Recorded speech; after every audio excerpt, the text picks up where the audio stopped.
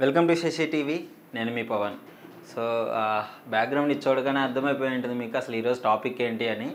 Betting app ఎవడైతే promote చేస్తున్నారో వాళ్ళకి బెండ్ తీసే ప్రోగ్రామ్ అయితే పెట్టుకున్నారు మన టీజీఎస్ఆర్టీసీ మా ఎండి సజ్జనార్ గారు. అంటే ఎప్పటి నుంచో బెట్టింగ్ చేస్తున్నారు కదా, ఇప్పుడే ఏంటి సడన్గా అసలు సోషల్ మీడియాలో ఎందుకు ఇంత విపరీతంగా ట్రెండ్ అవుతుంది అంటే సజ్జనార్ గారు చెప్పడం జరిగింది. ఇంతకుముందు కొంచెం ఈ సైబర్ క్రైమ్స్ వీటి మీద కాన్సన్ట్రేషన్ చేశాము, సో అది ఆ పనిలో ఉన్నాము. ఈ బెట్టింగ్ మరీ మితిమీరిపోవడంతో అంటే ఇప్పుడు సూసైడ్లు ఎక్కువైపోయాయి. రీసెంట్గా చాలామంది పాపం బెట్టింగ్కి ఆడి బలైపోయి అప్పులు కట్టలేక సూసైడ్లు చేసుకోవడం జరిగింది. సో వీటన్నిటిని దృష్టిలో పెట్టుకొని ఇది ఇంకా తీవ్రంగా అవ్వకముందే వీటి మీద చర్యలు తీసుకోవాలి, ఒక్కొక్కడికి శిక్ష పడాలి. ఎవరైతే ఇల్లీగల్ యాప్స్ని ప్రమోట్ చేస్తున్నారో మన ఆంధ్ర, తెలంగాణ, తెలుగు రాష్ట్రాల్లో వాళ్ళందరికీ ఆ చట్ట ప్రకారం శిక్ష పడాలి. వాళ్ళు సెలబ్రిటీలు అయినా సరే, ఇన్ఫ్లుయెన్సర్లు అయినా సరే, ఇంకెవరైనా సరే అని చెప్పేసి సజ్జనార్ గారు అయితే ముందడుగు వేయడం జరిగింది. మొన్న రీసెంట్గా నాన్వేషణతో వీడియో కాల్ కూడా మాట్లాడడం జరిగింది. దీనికి నాన్వేషణ కూడా కొంచెం కారణం అనే చెప్పుకోవచ్చు. ఈ ఇన్ఫ్లుయెన్సర్ల మధ్య ఎప్పటి నుంచో జరుగుతుంది వారు. మెజారిటీ పీపుల్ ఇన్ఫ్లుయెన్సర్లు ఇట్లా బెట్టింగ్ యాప్స్ ప్రమోట్ చేస్తుంటే నాన్వేషణ ఇంకా ఇద్దరు ముగ్గురు వీటిని డిఫెండ్ చేసుకుంటూ ఆడొద్దు అని చెప్పుకుంటూ వాళ్ళని తిట్టుకుంటూ వీళ్ళ మధ్య ఆ గొడవ అయితే గత కొంత కాలంగా జరుగుతుంది. సో ప్రస్తుతానికైతే ఇది వెలుగులోకి రావడానికి కారణం సజ్జనార్ గారు అని చెప్పుకోవచ్చు. అసలు దీని గురించి ఒక ఇంట్రెస్టింగ్ స్టోరీ అయితే సోషల్ మీడియాలో విపరీతంగా వైరల్ అవుతుంది. జనరల్గా మనం మన ఒంట్లో ఉన్న డిసీజెస్ని తగ్గించుకోవడానికి, మన హెల్త్ క్యూర్ చేసుకోవడానికి డాక్టర్ దగ్గరికి వెళ్తాం. సో ఈ స్టోరీ ప్రాపర్గా లాస్ట్ వరకు వినండి, మీకే అర్థమవుతుంది. జనరల్గా మనం డాక్టర్ దగ్గరికి ఎందుకు వెళ్తాం? మనలో ఏమన్నా ప్రాబ్లం ఉంటే చెక్ చేయించుకొని కానీ క్యూర్ చేయించుకోవడానికి వెళ్తాం. ఎందుకంటే ప్రాణం అంటే ప్రతి ఒక్కరికి భయం కాబట్టి. సరే, డాక్టర్ దగ్గరికి వెళ్తున్నారు. డాక్టర్ ఇంజెక్షన్ ఇస్తున్నాడు, తగ్గించడానికి ఇవ్వాల్సిన డాక్టర్ ఇంకా డిసీజెస్ రావడానికి ఇస్తున్నారు. ఇక్కడ వెళ్ళిన వాళ్ళకి డౌట్ వచ్చింది, ఏంటి ముందు బాగానే ఉన్నాను, మళ్ళీ డాక్టర్ దగ్గరికి వెళ్ళొచ్చిన తర్వాత ఇంకా అంటే విపరీతంగా డిసీజెస్ వస్తున్నాయి, లైక్ లేనిపోని పెయిన్స్ వస్తున్నాయి, ఇవి లేనిపోని డిఫరెంట్ తెలుస్తుంది బాడీలో అని చెప్పేసి మనోడైతే గమనించాడు. సో గమనించిన తర్వాత కొన్ని రోజులు చూసిన తర్వాత యాక్షన్ తీసుకున్నాడు. సో ఇట్లా అవుతుంది అది ఇది అని చెప్పేసి సో ఏంటి అని వివరాల్లోకి వెళ్ళి కంప్లైంట్ ఇచ్చి ఆరా తీస్తే బెట్టింగ్ యాప్కి డాక్టర్కి లింక్ ఉంది. మా డాక్టర్కి బెట్టింగ్ యాప్ లింక్ ఏంటి, అసలు ఏం చెప్తున్నావు నీకన్నా అర్థం అవుతుందా అంటే అక్కడికే వస్తున్నా.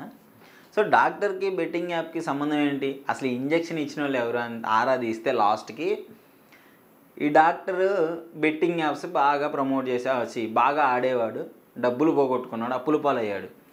సో ఇంకా మనవాడికి ఏం ఛాన్స్ లేదు. ఇప్పుడు ఈ ఇంజెక్షన్ ఇచ్చినవాడు ఎవరయ్యా అంటే ఇంకోటి డిసీజెస్ రావడానికి కాదు, చంపడానికి ఇంజెక్షన్ ఇచ్చాడు. So morphine injection, subjective error, morphine injection something ఏదో తెలియదు, ఆ ఇంజెక్షన్ ఇచ్చాడంట. ఎందుకు? చంపేదానికి. అసలు ఈయనకేం పని అయ్యా? డాక్టర్ ఎవరైనా ప్రాణాలు కాపాడతాడు, మీరు చంపుదామని చెప్తున్నాం అంటే చెప్పినా కదా, betting app, online betting app ఆడి ఆ డబ్బులన్నీ పోగొట్టుకొని ఇప్పుడు పాపం బేలా తీశాడు ఈ డాక్టర్. ఈ డాక్టర్కి ఏం చేయాలో అర్థం కావట్లే. సరే, మీరు ఈ డాక్టర్కి బేలా తీస్తే పేషెంట్స్కి ఎందుకు చంపడానికి ట్రై చేస్తాడంటే ఆయన ఇచ్చిన ఇంజెక్షన్ ఇచ్చిన ముగ్గురు వ్యక్తులు ఈ డాక్టర్ బెట్టింగ్ యాప్ ఆడడానికి డబ్బులు ఇచ్చిన వ్యక్తులు. ఇప్పుడు అర్థమైందా? సో ఇప్పుడు ఎట్లా అప్పు తిరిగి కట్టలేడు, ఆస్తులు ఉన్నాయా అంటే లేవు.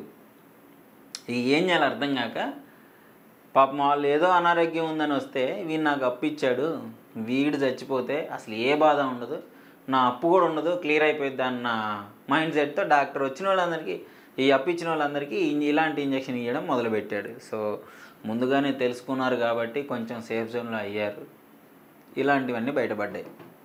సో ఈ విధంగా ఒక బెట్టింగ్ యాప్ నువ్వు ఆడి డబ్బులు పోగొట్టుకుంటే నేను ఏ స్థాయికైనా దిగజార్చింది. జనరల్గా డాక్టర్లు మన తెలుగు రాష్ట్రాల్లో కాదు ఎక్కడైనా సరే దేవుళ్ళ భావిస్తారు. అలాంటి దేవుళ్ళ భావించే డాక్టరే అప్పు కట్టలేక అప్పు ఇచ్చిన వ్యక్తికి ఇంజెక్షన్ వేసి సైడ్ చేసుకుందాం అనుకున్నాడు. సో ఇదే విధంగా ఇంకో స్టోరీ, రొయ్యల చెరువు ఉన్న వాళ్ళంటే ఆ ఊరినే కొనేంత డబ్బులు ఉన్నోళ్ళు అని చెప్పేసి అంటుంటారు. ఇది ఒక సామెత కూడా ఉంది. అంటే అన్ని డబ్బులు ఉంటాయి, ఆ రొయ్యల చెరువు వేసేటోడికి అన్ని డబ్బులు ఉంటాయి. సో వాడు కూడా రొయ్యల చెరువు ఉన్న వ్యక్తి కూడా బెట్టింగ్ యాప్స్ ఆడి డబ్బులన్నీ పోగొట్టుకొని బేలా తీశాడు, రోడ్డు మీద పడ్డాడు. సో ఈ విధంగా చాలా చోట్ల జరిగింది. ఏంటంటే ఇన్ని కోట్లు ఎందుకు పోగొట్టుకుంటున్నారు, అయినా ఎందుకు ఆడతారంటే ఇది ఒక పద్మవ్యూహం లాంటిదని చెప్పుకోవచ్చు. వన్స్ ఒక 10 రూపాయలు పెడితే అది ఫస్ట్ ఒక 50 రూపీస్ 100 రూపీస్ వస్తున్నాయి కదా అని పెడతావు, పోతాయి. పోయిన డబ్బులు ఎట్టయినా తెచ్చుకోవాలని చెప్పేసి మళ్ళీ ఆడతావు. ఇక అది అట్లా కంటిన్యూ అవుతూనే ఉంటుంది. ఖచ్చితంగా నా డబ్బులు తెచ్చుకోవాలని చెప్పేసి దానికి బానిస అయిపోతుంది. ఇది డ్రగ్స్ కంటే డేంజర్ అని చెప్పుకోవచ్చు ఇది.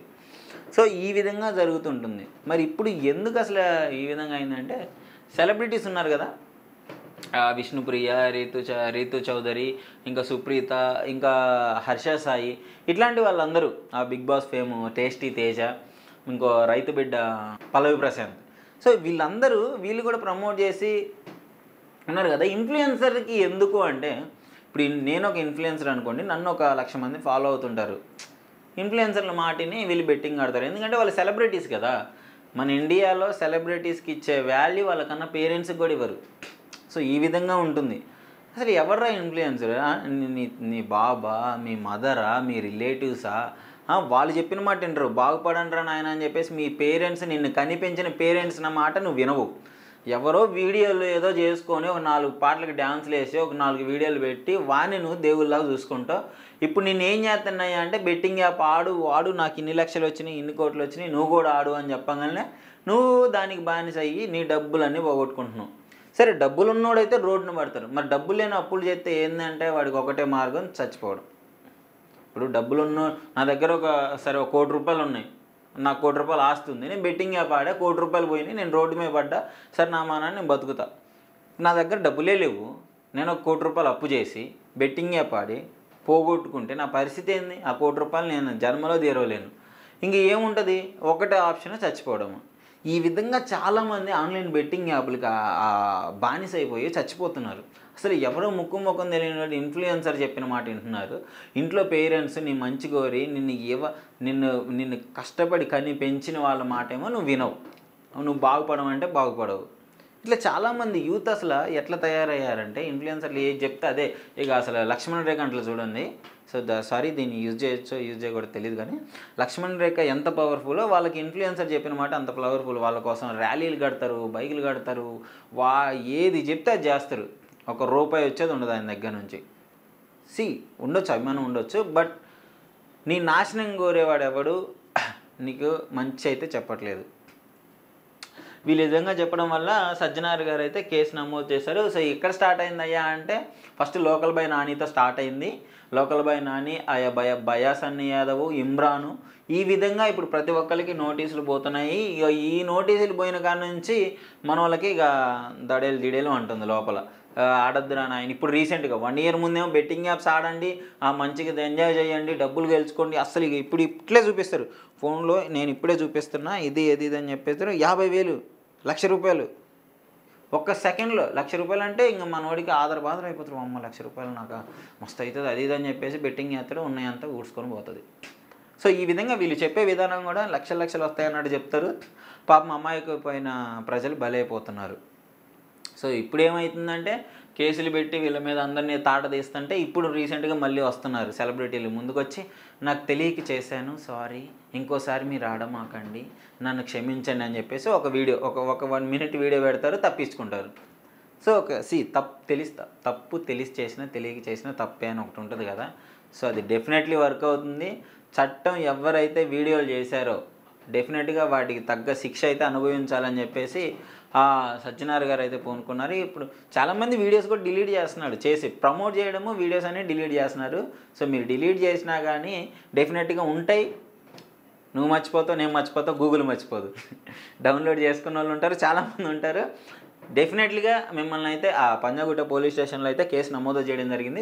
దాదాపు ఒక 11 మంది సెలబ్రిటీస్ మీద, సో ఇన్ఫ్లుయెన్సర్ల మీద కేసు అయితే నమోదు చేయడం జరిగింది. ఇది ఇక్కడితోనే కాదు, ఇంకా ముందు చేస్తూనే ఉంటారు. సో ఇప్పుడే గుర్తుపెట్టుకోండి, ఇన్ఫ్లుయెన్సర్లు అందరూ మీ ఇష్టం వచ్చినట్టు పైగా ఇల్లీగల్ యాప్స్, తెలంగాణలో బ్యాన్ అయిన యాప్స్ని మీరు ప్రమోట్ చేస్తే డెఫినెట్గా మీకు పనిషబుల్ ఉంటుంది.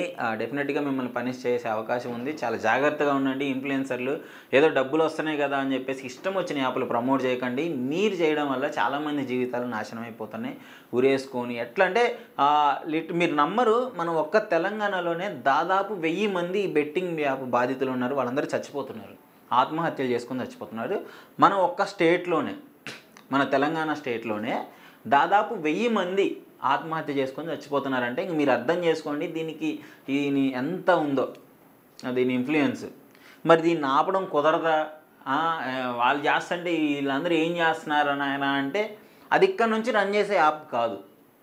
ఎక్కడో చైనాలో, ఎక్కడో కాండానియాలో, ఎక్కడో ఏదో వేరే కంట్రీస్ నుంచి ఆ ఆల్గారిథం యూజ్ చేసి, ఆ ఐపీ అడ్రస్ యూజ్ చేసి ఇక్కడ రన్ చేస్తున్నారు. సో ఇక్కడ ఏంటంటే ఇక్కడ వాళ్ళకి ఒక సపరేట్ ఏజెంట్ ఉంటాడు, ఆ యాప్కి ఒక మేనేజర్ ఉంటారు. సో ఆ ఏజెంట్ల ద్వారా ఇంకో కొంతమందిని పిలిపించుకొని వాటి బెట్టింగ్ యాప్స్ ద్వారా ఇలాంటి ఇన్ఫ్లుయెన్సర్లకి ఆన్లైన్లో మెసేజ్ చేయడమా, లేదు అంటే బయట కలిసి మాట్లాడడమా జరుగుతుంది. వీళ్ళ క్యాష్ కూడా అది లీగల్గా ఉండదు, అది వైట్ ఉండదు, బ్లాక్ మనీ ఉంటుంది.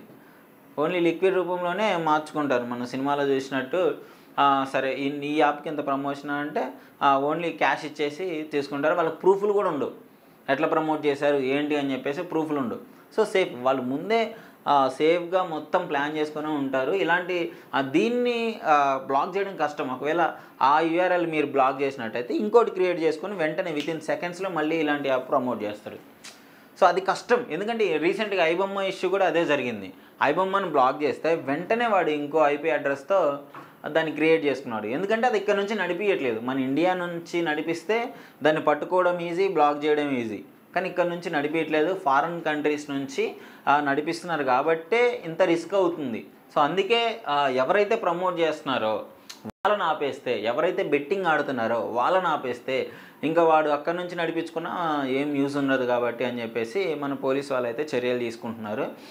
బట్ ఏదున్నా రిస్క్ అని తెలిసినప్పుడు ఈ రకంగా ఆన్లైన్లో ఈ విధంగా అవేర్నెస్ తీసుకొస్తున్నా కూడా కావాలని చెప్పేసి కొంతమంది ఇన్ఫ్లుయెన్సర్లు దీన్ని ఆడండి డబ్బులు వస్తాయని చెప్పేసి చేయడం చేస్తున్నారు. సో చాలా కేర్ఫుల్గా ఉండండి. బెట్టింగ్ యాప్స్ అనేది ఒక రకంగా చెప్పాలంటే డ్రగ్స్ కంటే డేంజర్, వీళ్ళు స్లీపర్ సెల్స్ కంటే డేంజర్ అని చెప్పుకోవాలి. పాకిస్తాన్ వాడు ఇండియాలో ఎక్కడో స్లీపర్ సెల్స్ని పెట్టుకొని ఇక్కడున్న ఇన్ఫర్మేషన్ మొత్తం తీసుకొని ఏదో ఎప్పుడు ప్లాన్ చేయాలని ప్లాన్ చేసుకున్నట్టు వీడు కూడా ఎక్కడో వేరే కంట్రీలో ఉండి యాప్ని ఇక్కడ ప్రమోట్ చేసుకుంటూ యాప్ ద్వారా కొన్ని కోట్ల రూపాయలు ఇక్కడ రెవెన్యూ జనరేట్ చేసుకుంటూ ఇల్లీగల్గా, అది కూడా పోనీ లీగల్ అయితే ఏమన్నా ఉపయోగం ఉందా అనుకోవచ్చు, ఇల్లీగల్గా ప్రమోట్ చేసుకుంటూ చాలామంది ప్రాణాలు తీసుకుంటూ అలాగే డబ్బులు తీసుకొని అది మనకి ఏమైనా యూజ్ అంటే మనకు ఉండదు. ఇన్ఫ్లుయెన్సర్కి ఇలాంటి వాళ్ళకి యూజ్, వీళ్ళకి ఒక 10,000 లక్ష రూపాయలు లేదా ఒక 5 లక్షలు వాళ్ళ ఇన్ఫ్లుయెన్స్ని బట్టి వాళ్ళ ఫాలోవర్స్ని బట్టి వీళ్ళకి ఆ డబ్బులు వస్తాయి. వీళ్ళు ఎంజాయ్ చేస్తున్నారు, ఒక వీడియోతో టక్కున అయిపోద్ది కదా అని చెప్పేసి లైట్ తీసుకున్నారు. ఇప్పుడు సజ్జనార్ గారు ఎవరైతే ఉన్నారో సో వాళ్ళందరి మీద ఒక రకంగా దండయాత్ర మొదలుపెట్టారని చెప్పుకోవచ్చు. సో దండయాత్ర, ఇది సజ్జనార్ గారి దండయాత్ర అని ఉంటుంది కదా. సో ఈ రకంగా బెట్టింగ్ యాప్ ఎవరైతే ప్రమోట్ చేస్తున్నారో వాళ్ళ మీద అయితే ఇట్లాంటివి చేస్తున్నారు. సో ఆడే వాళ్ళని కూడా కన్సిడర్ చేసుకొని వాళ్ళకు కూడా కొంచెం పనిషబుల్, ఎక్కువ కఠిన శిక్షలు వేస్తే ఇలాంటివి జరగకుండా ఉంటాయని చెప్పేసి నా ఒపీనియన్. సో ఫైనల్గా అసలు మీ ఒపీనియన్ ఏంటి? ఈ బెట్టింగ్ యాప్స్ గురించి మీరేమనుకుంటున్నారో డెఫినెట్గా కామెంట్ రూపంలో అయితే తెలియజేయండి.